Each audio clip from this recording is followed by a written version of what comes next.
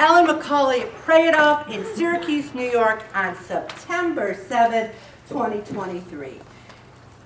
In January of 2008, I started Pray It Off with 25 people, of which there are still 5 people in this group from session 1. And over the past 16 years, or 16 years of sessions, we only took off for the pandemic, and that wasn't our choice. We had to not do it.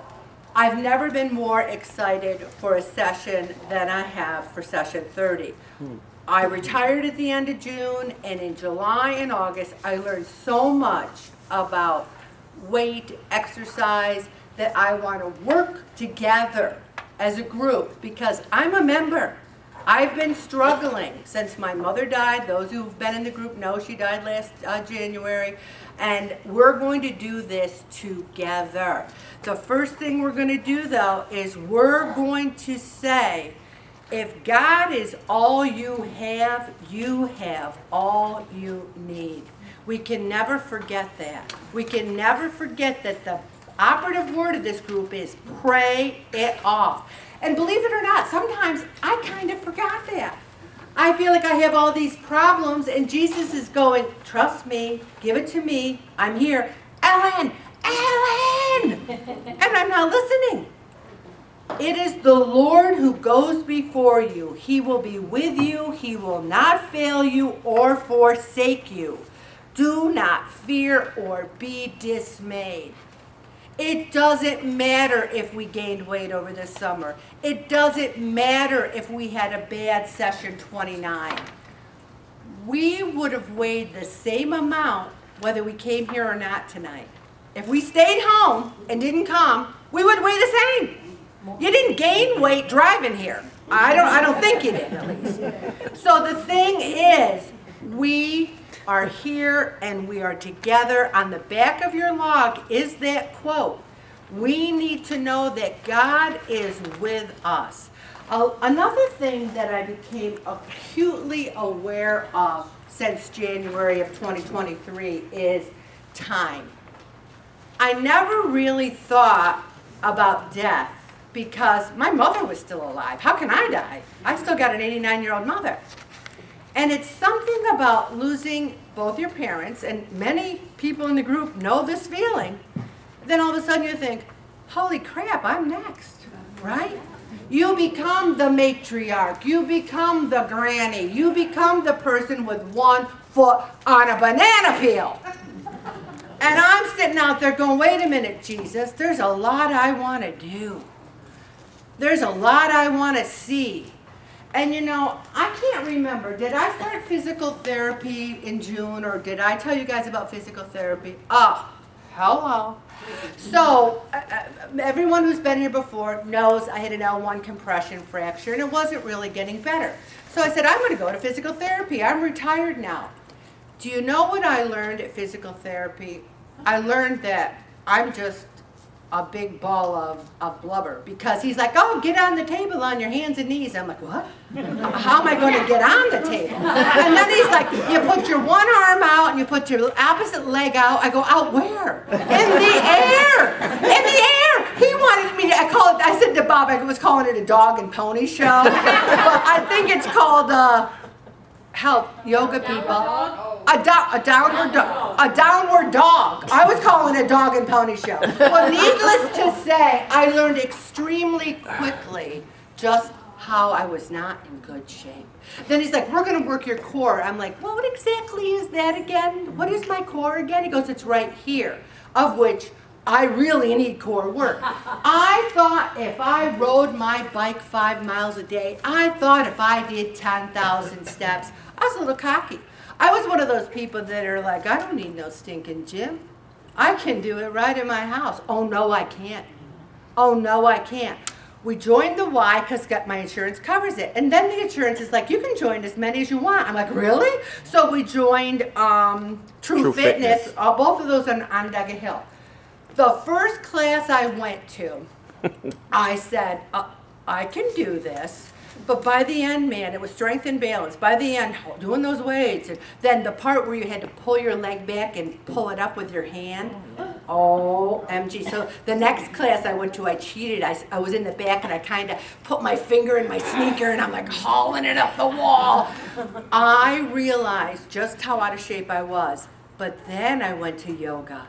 Then I really knew how out of shape I was. First of all, I don't belong in yoga. The people in yoga, first of all, I was like 10 times the size of all of them. They're in a running club together.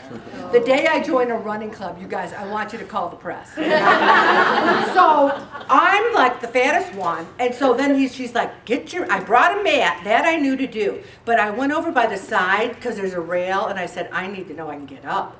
Well, these people were downward dogging and they were doing all this stuff, and I'm like, oh my gosh.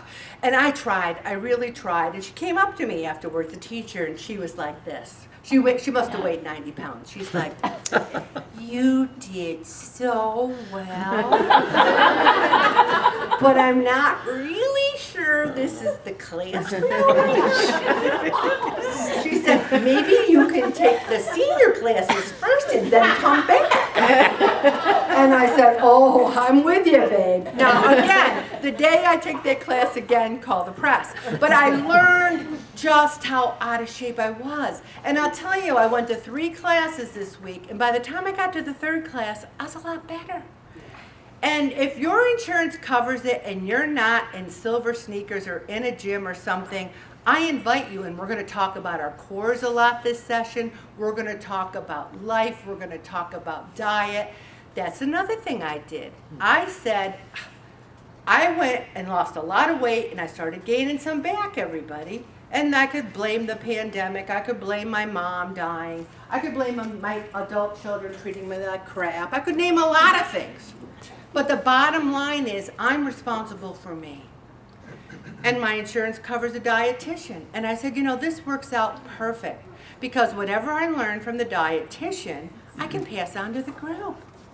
So I had an initial meeting, I weighed in, saw the dietitian, she looked at my food logs, and I was so cocky. I'm like, I got all these food logs here. And she's like, I never saw a more boring diet in my life.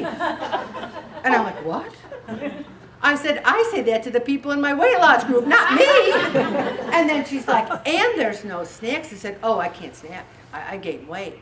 And she's like, oh, we're going to change everything about your life. I go, we are? So my 2-hour meeting with the dietitian is Monday, September 11th. She was I had to have blood tests and all this. So now they're studying me. So whatever I learn, I'm going to pass on. But she did give me a 1,500 calorie diet, not to start with, but to look at the recipes. Because when I looked at all the recipes, then I'm going to start the diet. So we're doing the same thing. Every week I'm going to include 2 of the recipes. When you have all the recipes, I'm going to give you the 1,500 calorie diet. So that's in the packet tonight.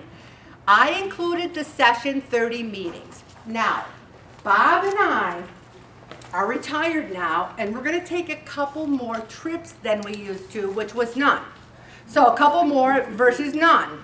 We went on a cruise, and it was eye-opening. We loved it. And I said, whatever time God gives us, we need to be our healthiest selves so that we're not using a walker, not that there's anything wrong with that, or not needing a Hoyer lift.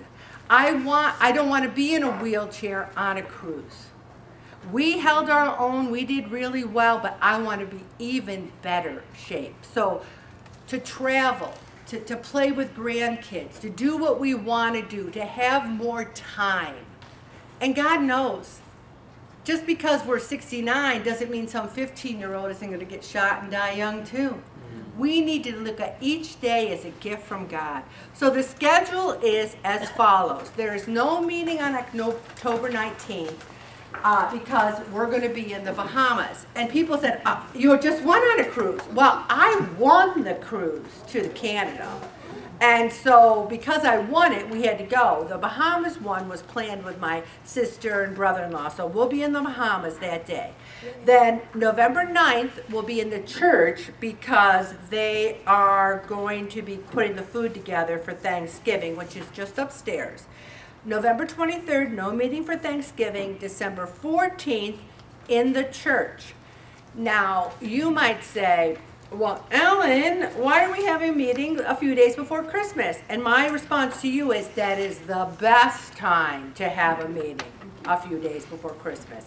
You're not wrapping gifts. If you are, you still got 3 more days. So keep this schedule.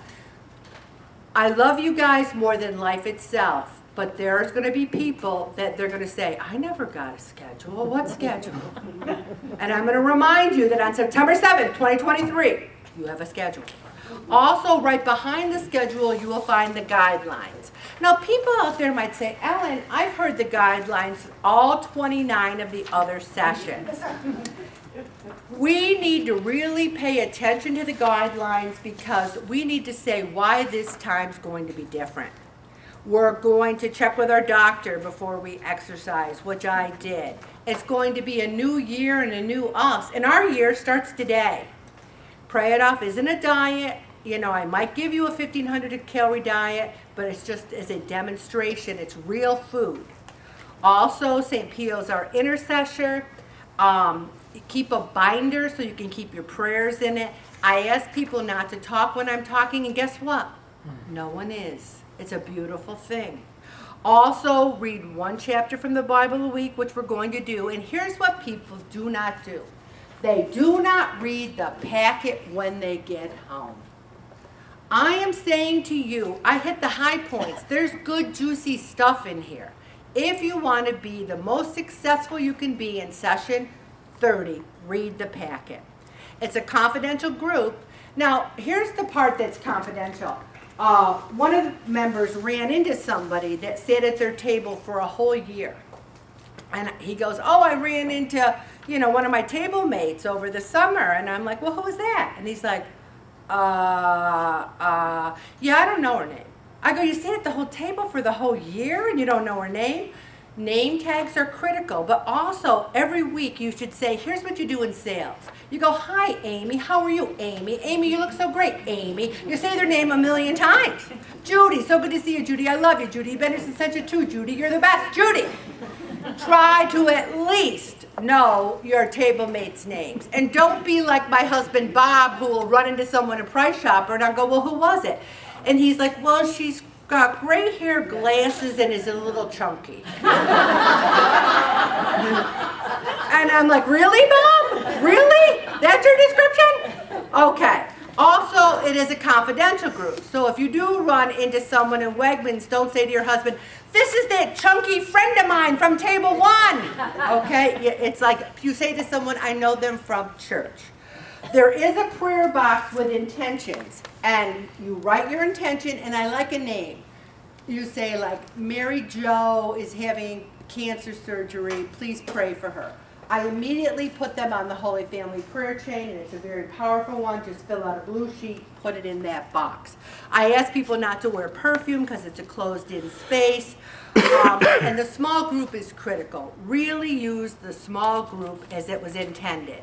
So there are 2 prayers that you're going to save every week. Next week, Table 9 is going to do the readings for 9/17. And yes, Table 9, which means that the week after that, Table 10 will do the readings.